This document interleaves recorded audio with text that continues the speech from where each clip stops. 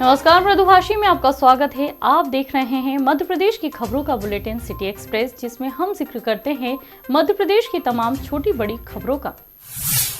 उज्जैन के मंगलनाथ रोड पर एक सप्ताह पहले 29 दिसंबर को सरफराज नामक युवक पर चाकुओं से हमला किया गया था। चाकुओं से करीब 5 से 6 बार वार किए गए थे। घायल ने पुलिस को घटना की जानकारी देते हुए 2 आरोपियों पर आरोप लगाया था। थाना जीवाजीगंज पुलिस ने मामले में धारा 307 के तहत केस दर्ज किया था, जिसके बाद अब आरोपियों को गिरफ्तार कर लिया गया है। पुलिस थाना जीवाजीगंज को एक बड़ी सफलता मिली है, जिसमें 10,000 का जो इनामी बदमाश था, जिसने एक चाकूबाजी की थी, उसको पकड़ने में सफलता मिली है। और उसमें जो पूरी टीम है, उसमें सीएसपी जीवाजीगंज श्री नेगी और थाना प्रभारी जीवाजीगंज श्री गगन बादल की टीम और साइबर जो प्रभारी हमारे श्री प्रतीक यादव में, उनकी जो टीम थी, एक जॉइंट टीम बनाई गई थी। और इनके द्वारा विभिन्न प्रकार से की जो आसपास के क्षेत्र हैं, उनमें सब में सर्चिंग की गई, दवा रेड की गई, तो उसमें आरोपी को पकड़ा गया है। इसमें दोनों आरोपी गिरफ्तार हुए, जिनके द्वारा 29 दिसंबर के जो शाम को जो घटना हुई थी खाक चौक के पास में, उनमें गिरफ्तार किया गया है। और ये जो आरोपी है, ये कहीं ना कहीं सोशल मीडिया पर भी सक्रिय रहते थे।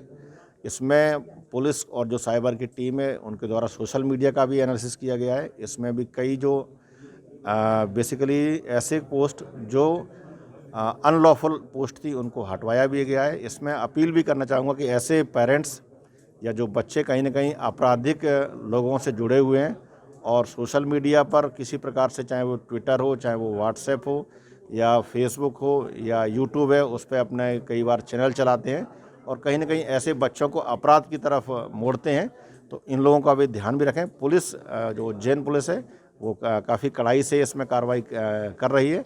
और लेकिन पेरेंट्स भी इस तरफ ध्यान देंगे तो मुझे लगता है इस मुहिम में और बड़ी सफलता मिलेगी। पूरी जो टीम है, उसको पुलिस अधीक्षक महोदय के द्वारा जो इनाम की जो घोषणा जो 10,000 की राशि है, उससे पुरस्कृत किया जाएगा। गुना में शनि मंदिर पर बुद्धि शुद्धि यज्ञ हुआ। यज्ञ के दौरान भाजपा नेताओं द्वारा शनिदेव के सामने हवन कुंड में आहुतियां दी और शनिदेव से प्रार्थना की कि मोदी के सामने आ रही इस तरह की विपदाओं को दूर किया जाए।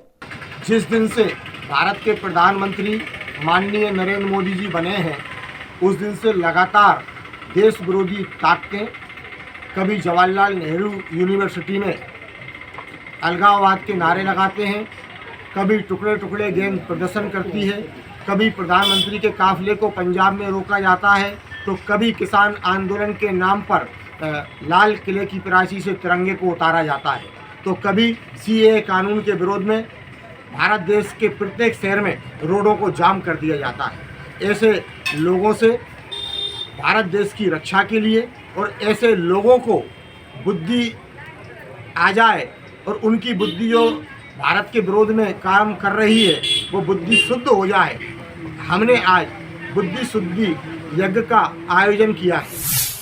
5 राज्यों में होने वाले आम विधानसभा चुनाव की तारीखों की घोषणा हो गई है। चुनाव की तारीख का ऐलान होने के बाद भारतीय जनता पार्टी के प्रदेश अध्यक्ष वीडी शर्मा ने कहा कि 5 राज्यों में ऐतिहासिक बहुमत से भाजपा जीतेगी।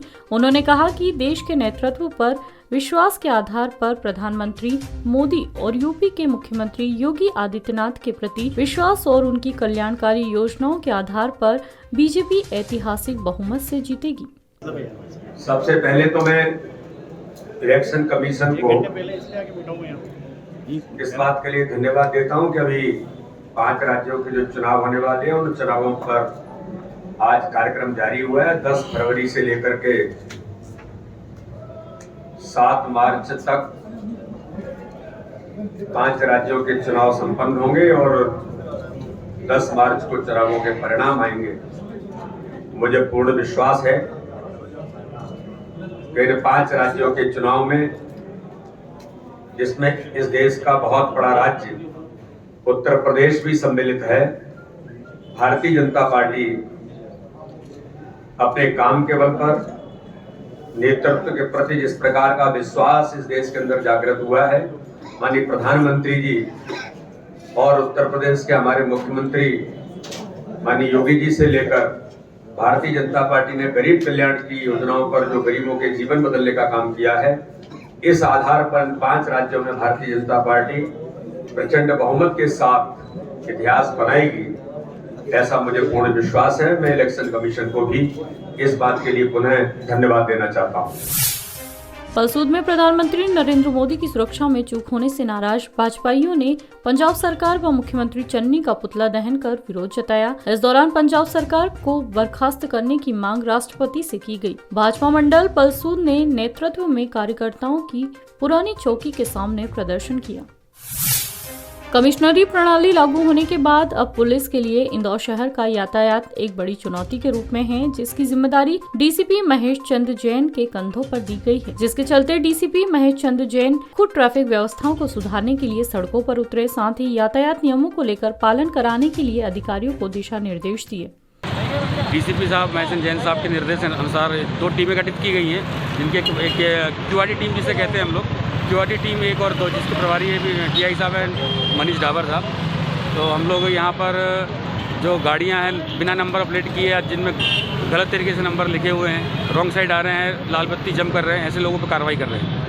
फटाके जो पुलिस गाड़ी में फटाके किस तरह की कार्रवाई की जाएगी? मॉडिफाइड साइलेंसर किया, उसकी कार्रवाई करेंगे हम लोग। और हम ये भी सुनिश्चित कर रहे हैं कि ऐसी गाड़ियों को छोड़े ना, जब तक इसका साइलेंसर ठीक नहीं करवा लेते उसके बाद ही छोड़ेंगे इसको।